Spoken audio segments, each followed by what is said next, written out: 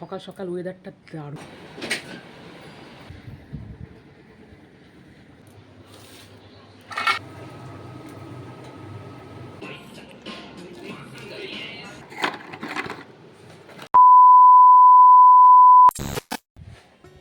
সুন্দর সকাল, বেশ সুন্দর ওয়েদার। ছাদে চলে আসলাম। আর আগের দিনে রাত্রে এত বৃষ্টি পড়েছিল, কি আর বলবো। তো এত বৃষ্টি পড়েছিল, ওই জন্য ছাদে চলে আসলাম। আর গাছের মধ্যে মানে টবের মধ্যে অনেক জল জড়ো হয়েছিল, সব জলগুলো ফেললাম। আর দেখো, এই বৃষ্টির জন্য ফুলগুলো কেমন হয়ে গেছে। এই ফুলটা ফুটবে, তো এখন এইটুকুন অবস্থায় আছে। তো ফুলগুলোকে দেখছি। আর আমার ওই পাশে যে লেবু গাছ আছে, লেবু গাছের ফুলগুলো কতটা পড়ে গেছে এই বৃষ্টির জলে, কি বলবো। তো একটু ঘুরে ঘুরে দেখছি। সো গাইস, গুড মর্নিং তোমাদের সবাইকে, আর শুভ সকালের অনেক শুভেচ্ছা। সকাল সকাল ওয়েদারটা দারুণ, ওই জন্য ছাদে চলে আসলাম। এখান থেকে জানাচ্ছি গুড মর্নিং। বৃষ্টি পড়েছিল, ঘুমটাও ভালো হয়েছে। তবু আকাশটা কালো হয়ে আছে। যাই, ছাদে থাকলে হবে না, আমাকে এখন রান্নাঘরে ঢুকতে হবে, সবজি কাটতে হবে, রান্না করতে হবে।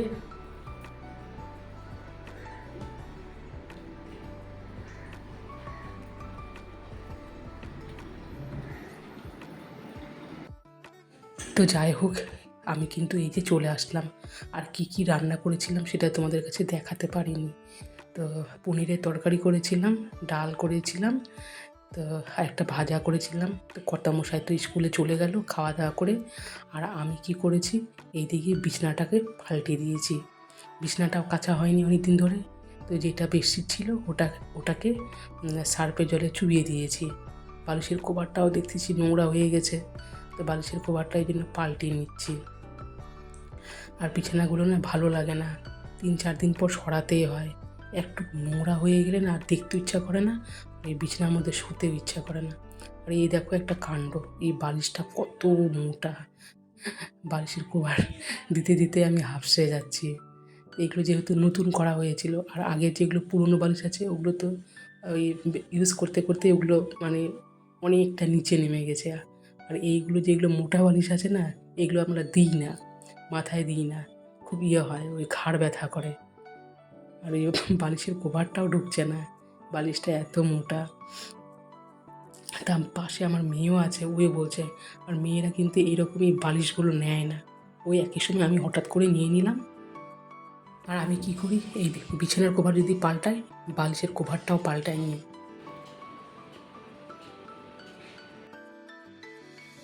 আর কি বলো, এদিকে আবার এই যে কিছুটা ফল আছে, এই ফলগুলো প্লাস্টিকে ছিল।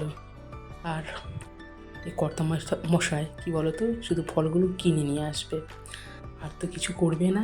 মেয়েরাও এক এক সময় বলি ফলগুলোকে গুছিয়ে রাখ, ওরাও এক এক সময় করতে চায় না।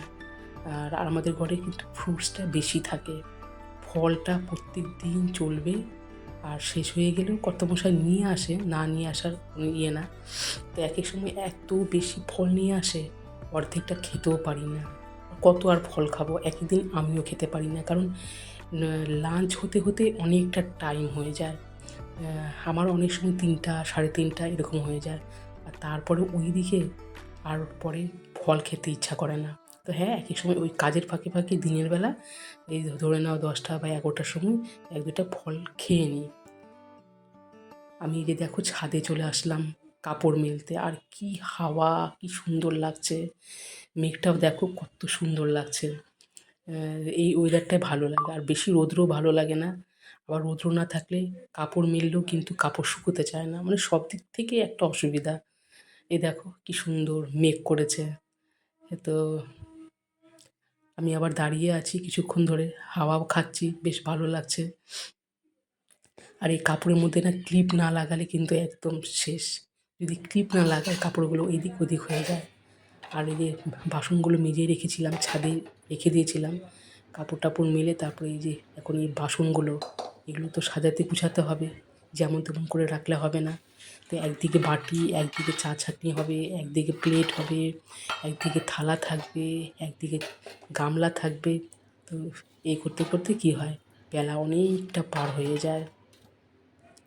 আর সকালে যদিও কাজ হয়ে যায় আমার রান্নার কাজটা, কিন্তু এদিকেই কাজগুলো সারতে অনেকটা টাইম লাগে। আর সাজানো গুছানো না থাকলে রান্নাঘরটা আমার ভালোই লাগে না, শুধু আমার কেন, সবারই।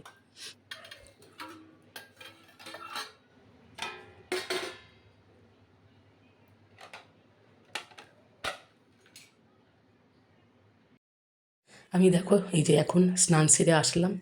তো আজকে দিনের বেলা ভাত খাবো না, কিছুটা সকালবেলা ওই কর্তামশাইকে টিফিন দিয়ে দিয়েছিলাম লুচি। তো আটা আর ময়দার ওই ডোটা অনেকটা বেঁচে গেছিলো।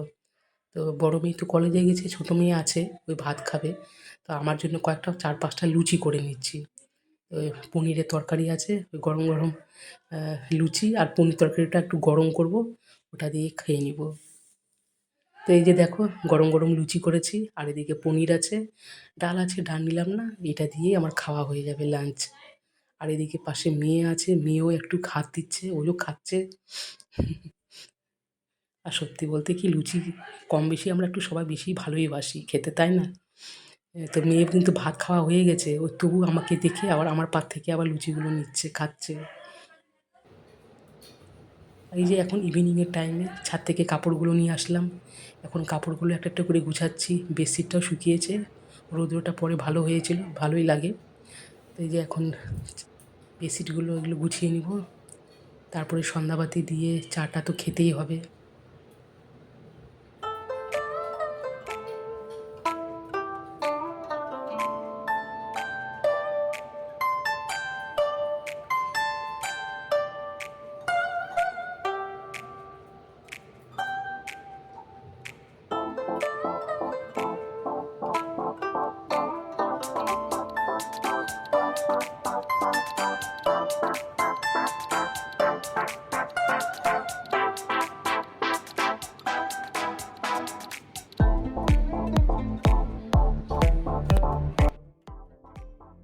আর এই যে দেখো এখানে মানে এত বিস্কুট লাগে আমাদের, সত্যি বলছি আমাদের মতো মনে হয় বিস্কুট কারো লাগে না।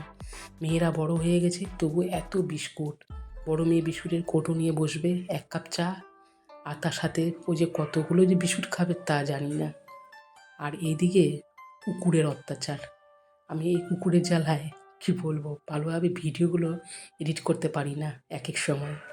এত কুকুর চিৎকার করে, কি বলবো, এত মানে এক এক সময় আমি এক এক সময় কী বলো তো, এই এই কুকুরদের এই চিৎকারে ভিডিও ভালো করে দিতে পারি না, এডিট করতে পারি না, ভয়েস দিব না, ওই কুকুরের আওয়াজ তোমাদেরকে শোনাবো। তো যাই হোক, এই যে কৌটোতে বিস্কুট ভরিয়ে দিলাম, জানি না এই বিস্কুট কতক্ষণ থাকবে। আর ওদিকে কুকুরগুলো চিৎকার করেই যাচ্ছে, তোমরা নিশ্চয়ই আওয়াজ পাচ্ছ।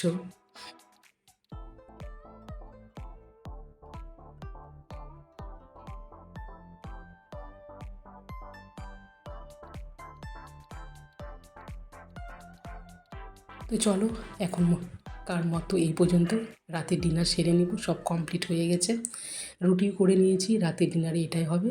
তো চলো আজকের মতো এই পর্যন্তই, টাটা, সবাই ভালো থেকো, সুস্থ থেকো।